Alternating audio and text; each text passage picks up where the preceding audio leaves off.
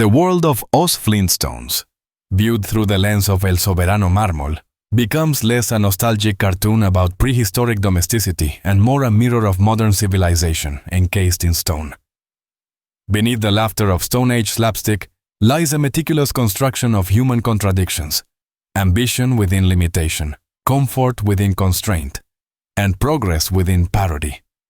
The marble, polished yet immovable, becomes a metaphor for humanity's pursuit of advancement that paradoxically traps it in the same material obsessions it claims to transcend. To revisit Os Flintstones is to observe a civilization carved by hand, yet dictated by the same social hierarchies and existential anxieties of any modern metropolis. When Fred Flintstone honks the horn of his foot-powered car, he doesn't only make a sound of convenience, he echoes a primal cry of humanity. "I've arrived!" Even though his vehicle cannot truly escape the ground it scrapes. The show, when reimagined as a marble monument, exposes how easily innovation becomes ritual, how a society that appears free remains fossilized in habit. From the very first frame of Bedrock's bustling streets, the illusion of progress stands front and center. Dinosaurs are domesticated into appliances, bird beaks become record players, mammoths vacuum the floor, and yet every invention mocks the idea of technology itself. Each creature's weary sigh as it performs human labor replaces dialogue with irony. It is as if the world itself protests against the absurdity of progress achieved by regression. The animation's simplicity disguises a deeper satire. The caveman's dream of comfort mirrors our own consumer dreams. In this marble civilization, Fred's pride in owning a stone television becomes identical to the suburban man's pride in owning the latest gadget. When he collapses into his stone chair after a long day at the quarry, his exhalation resonates with an entire era of post-war fatigue. Watching this again, one feels an eerie déjà vu. The sense that the stone has not aged, but we have. Each scene in Os Flintstones constructs a tableau of imitation. The workplace, the neighborhood, and the family dinner. All are echoes of a modern world the characters could never have known. Yet that impossibility is precisely the point. The series presents a cyclical time, where humanity repeats itself before even being born.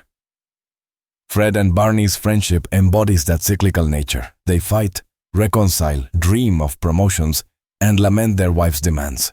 Their Stone Age existence becomes a compressed satire of 20th century masculinity. The men are laborers at a quarry, literally breaking rocks, but the true weight they carry is psychological, a burden of unrealized dreams.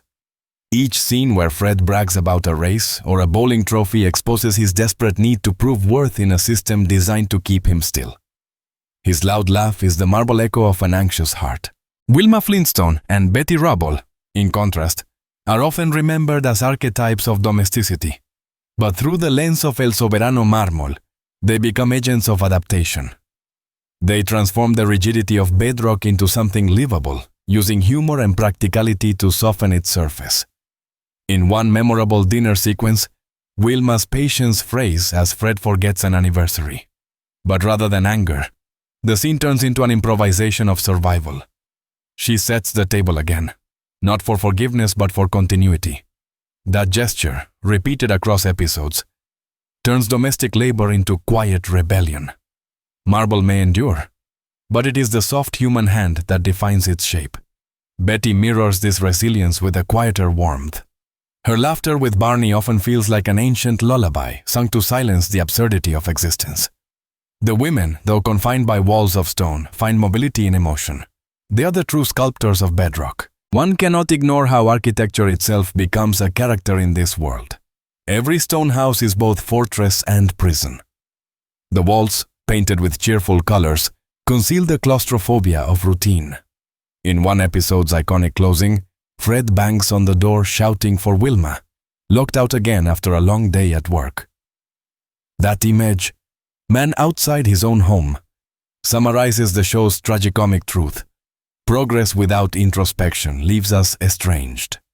The laugh track that follows almost masks the melancholy, but if one watches closely, the image freezes into symbolism.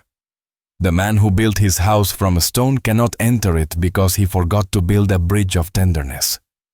The marble sovereign reigns, but only because the subjects obey the architecture of habit. The series also exposes the fragility of identity within social mimicry. Bedrock's citizens imitate fashions, gossip, and celebrity culture even though their world lacks the context for such behaviors. This surreal mimicry critiques how culture often precedes meaning. In a society still chiseling its letters, they already have advertising, television, and bureaucracies. The humor lies in absurd familiarity. How can a caveman attend a drive-in movie when he has not yet discovered the wheel? Yet the laughter curdles when we realize that our own era works in reverse.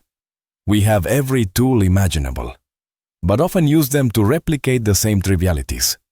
The Marble Kingdom thrives on this illusion of novelty, forever polishing the same surface. The soundtrack of Oz Flintstones deepens the satire. Its cheerful horns and jazzy rhythms turn monotonous labor into musical performance. The opening theme itself becomes an anthem of conformity disguised as joy. When we sing along to Flintstones, Meet the Flintstones, we celebrate routine as heritage. In the marble world, repetition becomes identity. Yet within that repetition hides a subtle sadness, the awareness that nothing truly changes. The more the city grows, the heavier it feels. Every episode ends where it began, as if time itself were carved into an eternal loop. Watching it decades later, I can't help feeling that the series predicted the rhythm of modern life. The commute, the screen, the laughter, the fatigue. There's a haunting beauty in the show's color palette. The soft earth tones of orange, brown, and turquoise evoke warmth but also stagnation. Each hue feels weighed down by the material it represents. The stones glow under perpetual daylight, denying any night for introspection.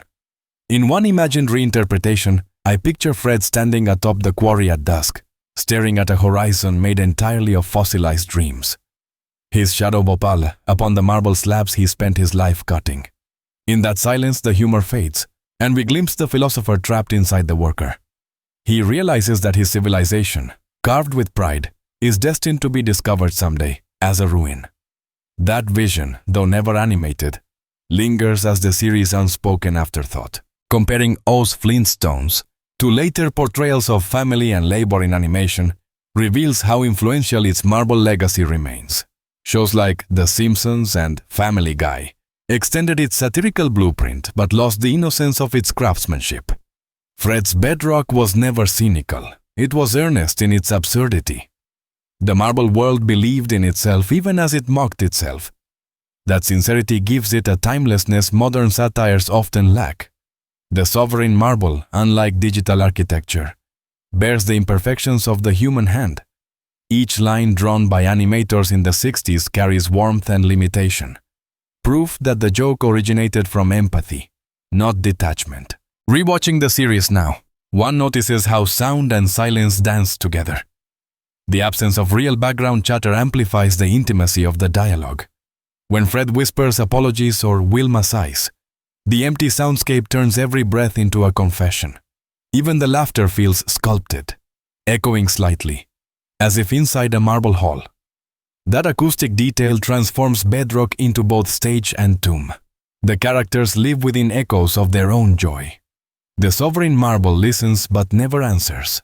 On a personal note, I remember watching Oz Flintstones on an old television with a dull, grainy glow. The images looked fossilized even then. And perhaps that's why they stayed with me.